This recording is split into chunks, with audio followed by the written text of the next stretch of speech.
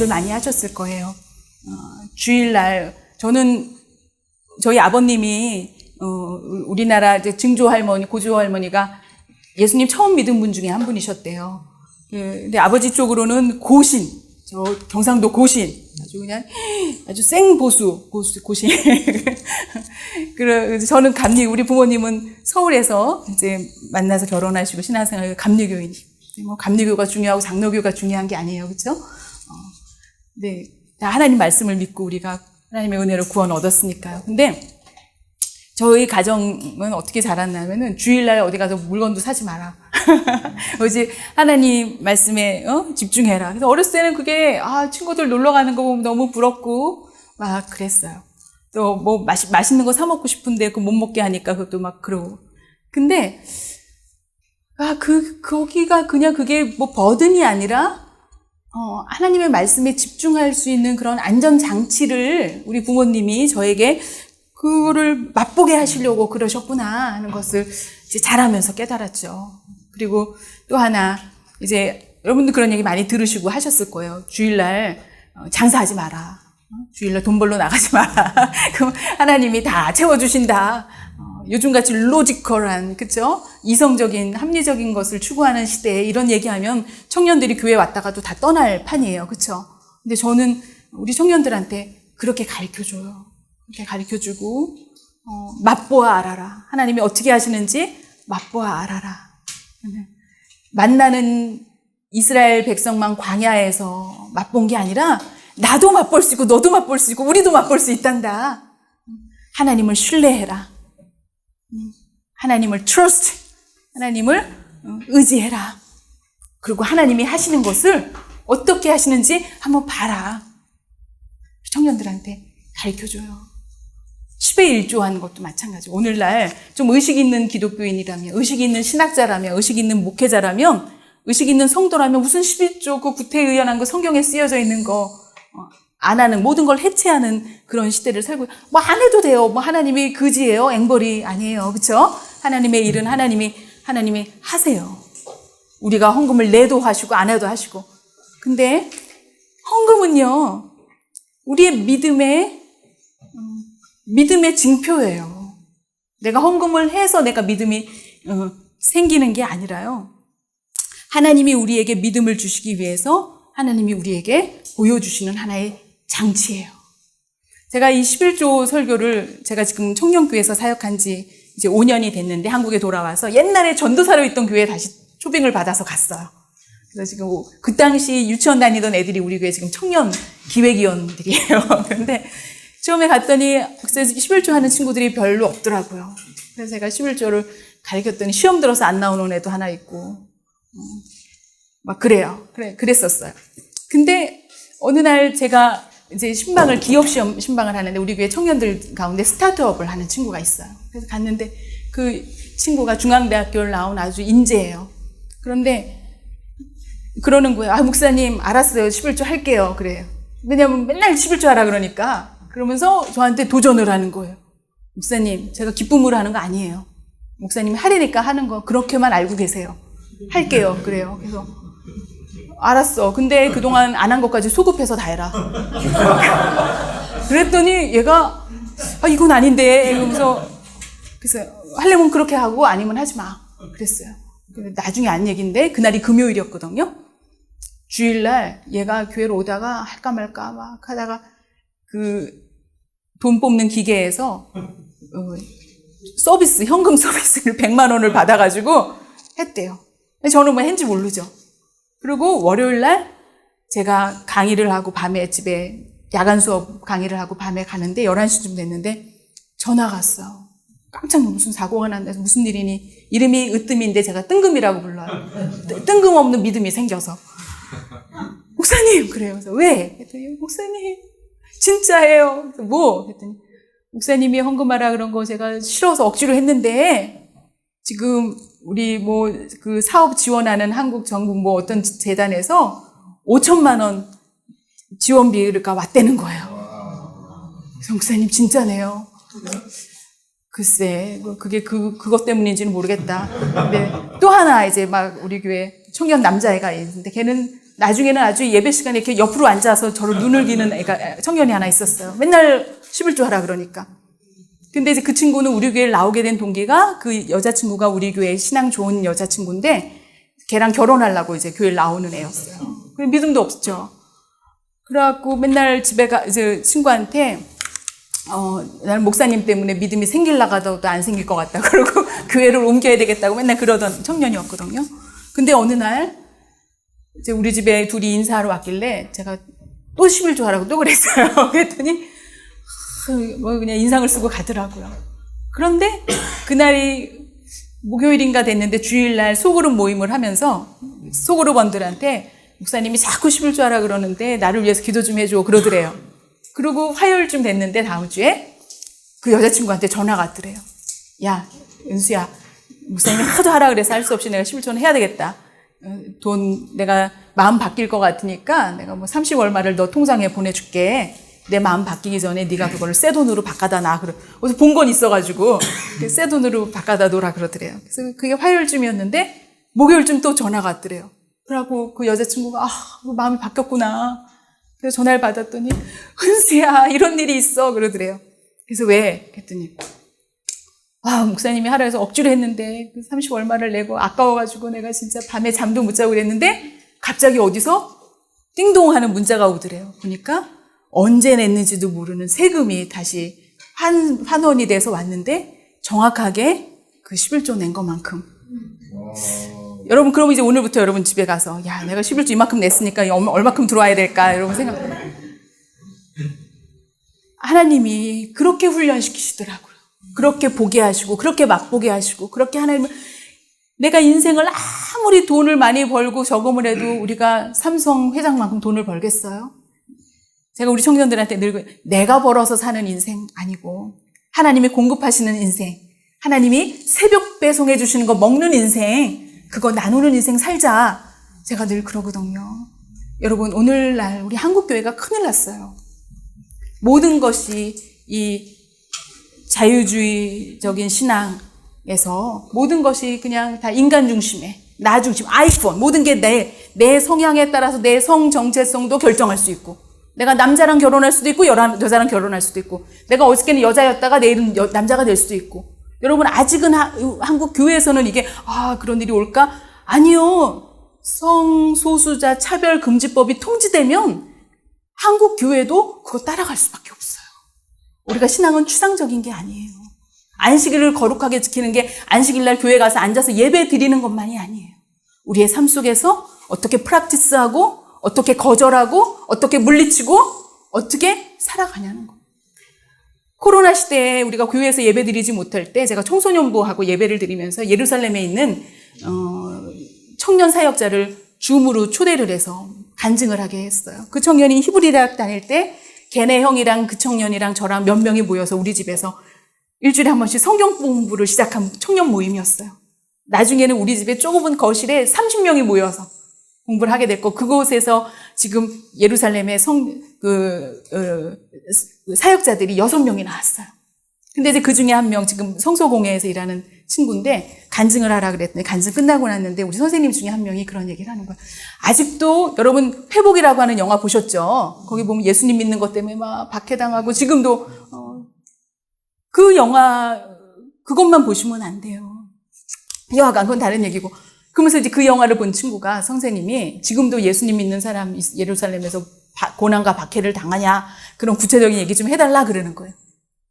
이 친구의 대답이 놀라웠어요. 예루살렘뿐만이 아닙니다. 지금 한국에서 여러분이 당신이 정말 예수님의 제자로 예수님을 구원자로 고백하고 예수님의 말씀대로 따라 살고 있다면 여러분도 지금 고난 당하고 있어야 됩니다. 여러분도 지금 배척당하고 여러분도 지금 소외당하고 소수자로 있어야 됩니다. 여러분 한국에서 우리가 기독교 신앙을 기독교인으로 살아가는 거 어렵습니까? 아니요. 적당하게 타협하고 있거든요. 적당하게 침묵하고 있거든요. 안식일 날 하나님이 철저하게 모든 것을 멈추고 스탑하고 앉으라고 한 것은 적당하게 있으라고 한 것이 아니에요. 여러분 이스라엘 백성들이 전 세계 디아스포라로 흩어져 사는 가운데 많은 고난과 많은 핍박을 당했어요. 그 중에 하나가 안식일 때문이에요. 지금이야 이스라엘이 국가가 생겨서 공식적으로 안식일은 휴일이지만 그들이 이방인으로 있던 유럽에서, 미국에서, 남미에서, 러시아에서 남들은 다 토요일 날도 금요일 날도 가서 일하는데 나는 안식일 지켜야 돼. 그러고 들어앉아 있는 게 얼마나 꼴보기 싫었겠어요. 그렇죠? 그러나 그들은 목숨을 걸고 안식일을 지켰어요. 신앙이 있기도 하고 없기도 하고 그냥 하나의 전통이고 유대인 전통이기 때문에 한 사람도 있었을지는 모르겠지만 그러나 하나님의 그 안전장치 때문에 그들은 유대인으로서의 아이덴티티를 나라 없는 곳에서 다양한 옷을 입고 다양한 언어를 하면서 땅도 없고 나라도 없어졌지만 그들은 여전히 주이시 아이덴티티를 지킬 수 있었는데 그 안식일이라고 하는 하나의 안전장치 때문이었어요. 여러분, 오늘날 교회도 우리 자녀들도 이 안전장치가 필요해요. 아직은 믿음이 없지만 믿음이 없어서 헌금을 억지로 하지만 아니면 주일날마다 헌금 얘기하니까 듣기 싫어서 억지로 하지만 그들이 그런 안전장치를 통해서 여러분 아직 홍해가 갈라지기 전에 하나님께서 건너라 하셨을 때 제가 그 얘기를 했어요. 그 친구가 사업하는 친구가 헌금 하긴 하지만 이거 기쁨으로 하는 거 아닌 거 목사님 알고 계세요. 저한테 도전하는 거예요. 이렇게 해야 하고 믿음이 내가 생기겠냐 뭐 이런 식으로. 제가 그랬어요. 그래. 네가 해고 안 하고 네 마음이다. 그런데 이스라엘 백성이 홍해를 건널 때 믿음으로 건넌 사람도 있지만 뒤에서 이집트 군인들이 쫓아오니까 맞아 죽을까 봐 그냥 건넌 사람도 있어. 너 싫어도 믿음이 없어도 하기 싫어도 한번 해봐. 믿음이 있어서 하는 게 아니라 했는데 하나님이 하시는 거 보고 믿음이 생길 수도 있지 않니? 그 얘기 해줬거든요. 여러분 우리의 신앙도 이런 안전장치가 필요하지 않나 생각을 합니다. 자, 할렐루야. 자, 우리 요 얘기를 빨리 재밌는 얘기니까 제가 스킵 안 하고 해드릴게요. 어느 날 말을 타고 싶은 사람이 있었어요. 말을 타러 이제 갔는데 여기 시간은 뭐 촉박하고 인텐시브로 내가 좀 말을 빨리 배울 수 있겠습니까? 그러니까 이 마부가 얘기를 하는 이거 딱 두 마디만 알면은 말을 탈 수 있대요. 뭐냐? 그러니까 할렐루야 하면은 말이 간대요. 움직인대요. 그리고 아멘 하면 말이 쓴대요. 그래서 진짜 그 반신반의라고 딱 말을 탔는데 할렐루야 조그맣게 해보니까 말이 궁둥이를 들썩들썩 하더래요. 그래서 더 크게 할렐루야 했더니 한 발자국 한 발자국 걷더래요. 그래서 야 신난다 할렐루야 할렐루야 하니까 막 말이 막 따그닥따그닥 막 달리더래요. 막 달려라 쌩쌩 막 한참 할렐루야 막 타고 가는데 보니까 갑자기 전방 500m 낭떠러지가 나온 거예요. 순간 그걸 보는 순간 긴장해가지고 멈추는 걸 잊어먹은 거예요. 아멘 소리가 생각이 안 나는 거예요. 어떻게 이거 말이 멈추지? 큰일 났다. 말은 가속력이 붙어서 막 더 쌩쌩 막 전방 200m, 100m, 50m 난 이제 죽겠구나. 주여 아멘 그러는데 갑자기 아멘이 생각이 난 거예요. 그러고 아멘 그러니까 말이 그냥 그 브레이크를 밟고 찍 하고 그냥 섰대요. 얼마나 감사하든지 할렐루야.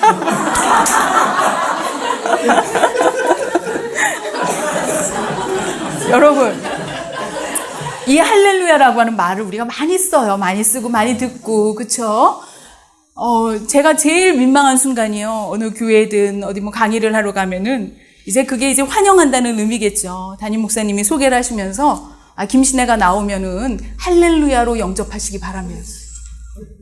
아니 여러분 할렐루야는 그 뜻을 할렐루야는 사람을 환영하거나 좋을 때 할렐루야 깨우는 게 아니라 할렐루야는 할렐루 플러스 야예요. 할렐루의 우는 아까 아수 할 때 우는 2인칭 복수의 명령어인 것처럼 여기서 할렐루의 우도 2인칭 복수에게 하는 명령이에요. 뭐를 명령하는 거냐 하면은 따라해 보세요. 레할렐이라고 하는 동사에서 to praise 높여라 찬양하라. 누구를 찬양하라? 야 아도나이 요드헤이브 아브헤이. 그래서 할렐루야는 하나님을 찬양하십시오 여러분 이 뜻이에요. 근데 이 할렐루야 여러분 이 할렐루야가 정말 하나님을 찬양하는 이 할렐루야의 대상은 하나님이셔야 돼요. 그런데 여러분 오늘날 우리가 부르는 많은 찬송들을 보면 찬송의 대상이 누군지를 몰라요. 찬양의 대상은 하나님이세요. 그런데 어느 순간 내 감정, 내 느낌, 내 기분을 표현하는 게 그냥 찬송이 돼버렸어요. 아이고, 내가 걸었네, 외로웠네, 쓰러졌네, 자빠졌네, 일어났네, 뭐. 그냥 나 얘기예요, 나 얘기. 여러분, 찬양을 선곡하시는 분들, 특별히 예배 준비하시는 분들, 잘 생각하시기 바랍니다. 이 찬양의 대상은 하나님이셔야 돼요. 그게 할렐루야. 여러분, 할렐루야, 하나님을 찬양합시다 뜻인데, 여러분, 시편이라고 하는 책 아시죠? 시편. 시편이요. 시편이 책 제목이 있어요. 영어로는 뭐죠? Psalms. 제가 영어를 배울 때 이거 소리 안 나는 글자들이 있어요. 그렇죠? Psalms인가 뭔가 하여튼 제가 나중에 보니까 그 소리 안 나는 거 영어가 어려워요. 그렇죠? Psalms. 근데 Psalms를 아무리 해봤자 이게 무슨 안 와닿아요. 그렇죠? 이게 무슨 뜻이에요? 시편 하면 조금 알 것 같아요. 아, 이거는 그냥 글이 그냥 이야기가 아니라 뭐 곡조가 있는 노래인가 보다 정도예요. 한국어로 시편, Psalms 해도 완전한 그 책 150장의 내용이 뭔지 잘 몰라요. 그런데 히브리어로 테힐림, 시편의 책 제목이 따라해보세요. 테힐림. 이 테힐림이요. 아까 우리가 그동안 계속 봤지만 할렐루야랑 테힐림은요. 쇼렛이 어근이 같아요. 헤이, 라메드, 여기 라메드 하나밖에 없지만 여기 라메드가 2개 있는 거나 마찬가지예요. 그래서 할렐이라고 하는, 찬양하다라고 하는 뜻이 2 단어에 다 있는 거예요. 그러니까 테일림은, 시편은 그냥 시가 아니라 무슨 시예요? 하나님을 찬양하는 노래들을 모아놓은 거예요. 물론 어떤 시는 정말 처음부터 소고치며 뭐 장구치며 찬양하는 것도 있지만 어떤 거는 하나님 앞에 호소하는 찬양도 있고 기도도 있고 어떤 거는 막 하나님 앞에 누구를 막 저주하는 기도도 있어요. 그렇죠? 저는요 다윗의 기도, 다윗의 찬양을 참 좋아해요. 다윗의 기도는 아주 명확해요. 여러분 다윗의 기도 어느 걸 펴놓고 봐도 공통점을 찾을 수가 있는데요. 다윗은 자기가 지금 울든 기도하든 찬양하든 그 대상이 누군지 분명히 밝히고 있어요. 항상 여호와여 하고 시작해요. 하나님. 여러분 우리 기도할 때요 그냥 하나님 부르면 다 해결되지 않아요? 막 근심 걱정이 있고 앞이 깜깜하다가도 하나님 하고 부르는 순간 맞아, 지금 이 기도의 대상이 하나님이신 걸 내가 아는 순간 맞아, 하나님이 날 보고 계시지, 맞아, 하나님이 나를 지명하여 부르셨지, 하나님의 이름을 내가 부르는 순간 이미 우리는 기도가 그냥 응답이 된 거예요. 다윗의 기도를 보면요, 때로는 도망가면서, 때로는 모욕을 당하면서, 때로는 더럽고 추악한 죄를 짓고 부끄러워서 그 수심에 몸부림치면서 그의 기도가 시작이 돼요. 그런데 그의 기도는 늘 하나님을 부르면서 시작이 되고, 그의 기도는 늘 하나님을 부르는 순간 이미 자기가 가지고 있는 그 모든 문제는 이미 더 이상 내 문제가 아닌 거예요. 하나님 앞에 내려놓고, 그러면서 그의 기도는 항상 하나님께 감사하면서 하나님을 찬양하면서 그의 기도가 끝나는 것을 보게 돼요. 여러분, 우리의 기도가요, 때로는 울고, 때로는 답답하고, 때로는 욥처럼 많은 질문을 하는 기도. 그러나 우리의 기도의 대상이 하나님이신 것을 우리가 늘 기억할 때 우리의 그 통곡의 기도도, 우리의 그 절규의 기도도 결국은 하나님을 찬양하는, 하나님께 감사하는 그런 테일림이 되는 것을 여러분 기억하시기 바랍니다. 자, 이제 히브리어가요, 언어 유희적인 그 언어예요. 아주 재밌는 언어예요. 자, 전도서 1장 7절 말씀 여러분 같이 한번 읽어보겠습니다. 7장 1절. 자, 같이 한번 읽어볼까요? 시작. 토브, 쉔, 미, 쉐멘, 토브. 아, 토브는 아까 우리 배웠다. 무슨 뜻이죠? 좋은. 이 토브가 제일 먼저 등장하는 게 창세기에서 하나님이 천지를 창조하시고 보기에 좋으셨더라 할 때 토브 그러셨어요. 아침에 만나면 보케르 토브, 그쵸? 토브. 근데 여기서 보니까 토브, 좋대요. 뭐가? 따라서 해보겠습니다. 쉔이 무슨 뜻이냐면, 쉔, 신의, 쉔 셸리, 신의, 쉔, 태권, 쉔 셸로, 태권, 쉔, 개원, 쉔 셸로, 개원. 쉔이 무슨 뜻일까요? 눈치. 쉔. 이름. 쉔이 이름이에요. 그런데 이 쉔하고 발음이 비슷해요. 소리가 비슷한데 쉔하고 비슷한 소리가 있는데 따라해서 쉐맨, 그죠? 쉐에다가 눈이 하나 더 붙어서 쉐맨 하면은 뜻이 뭐냐면은, 제가 좋아하는 쉐맨이 올리브 쉐맨이에요. 아보카도 쉐맨도 요새 유행이에요. 그쵸? 코코넛 쉐맨은 기름이에요. 고대 세계에서 쉐맨은요, wealth, 부를 이야기해요. 왜 기름 부음 받은 자들 왜 기름을 바를까요? 그 기름이 귀한 거거든요. 우리나라 사람들도 옛날에 잔칫날이나 전을 부쳐 먹었어요. 그것도 돼지 기름이나 짜서 먹었지. 콩기름, 참기름 어떻게 먹어요? 밭대기 있으면 거기다 보리라도 더 심어 먹었지. 그쵸? 우리나라도 이 기름이 귀한 시대가 있었어요. 고대 근동에서 기름은 굉장히 중요한. 그래서 그 사람의 재물, 그 사람의 재물이 만약에 있는 사람은 권력도 있어요. 그쵸? 그래서 재물과 권력을 이야기하는 것이 바로 쉐맨이에요. 반면에 쉐문 이름은 그 사람의 됨됨이, 그 사람의 인성을 이야기하고 있는 거죠. 호랑이는 죽어서 가죽을 남기고 사람은 죽어서 이름을 남기고, 우리도 비슷한 말이 있어요. 그렇죠?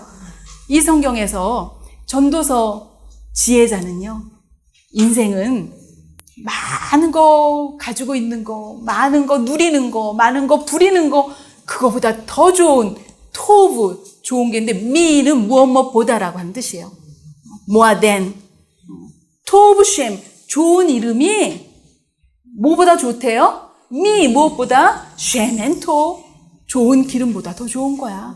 여러분, 사실 오늘날 저와 여러분이 살고 있는 이 현대 세대는 열심히 공부하는 이유도, 열심히 대학 가는 이유도, 좋은 직장 얻는 이유도 자동차 사고, 아파트 평수 늘리고, 교회 다니는 사람들 똑같아요. 그쵸? 우리 중에 어느 누구도 가난하게 살고 싶은 사람 없어요. 그런데 다시 오늘 전도자는 우리에게 이야기합니다. 더 좋은 게 있어. 더 좋은 게 있어.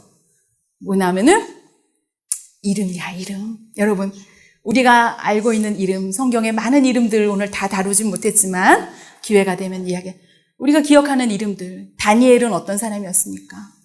나라 없는 청년이었어요. 포로로 끌려간 청년이었어요.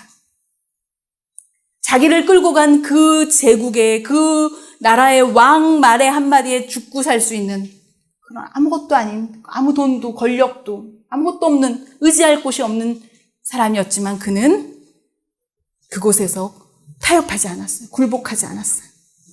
그리고 여전히 하나님만을 의지했어요. 죽을 수밖에 없는, 죽어야 마땅한 사자굴에서도, 불구덩이에서도 하나님이 그와 그의 친구들을 하나님이 어떻게 구별하여 지키시는지 그만 체험한 것이 아니라 그들을 보는 이방인들도 보게 하셨어요. 다니엘의 이름은 그렇게 지금도 우리에게 기억되고 있어요. 본디오 빌라도 참 안타까워요. 그렇죠? 본디오 빌라도 지금도 사도신경으로 전 세계 많은 사람들이 본디오 빌라도를 이야기하면서 안 됐다 생각을 해요. 여러분, 오늘 저와 여러분의 인생이 우리의 의지를 가지고 우리의 열심을 가지고 믿음 생활하는 인생이 아니라 하나님께서 안전장치 해주셔서 하나님이 끌고 가시는 인생, 끌고 가시는 믿음, 그래서 하나님이 보여주시고 먹여주시고 걷게 하시고 만나게 하시는 그 놀라운 하나님의 은혜를 체험하는 저와 여러분이 되기를 간절히 바랍니다. 감사합니다.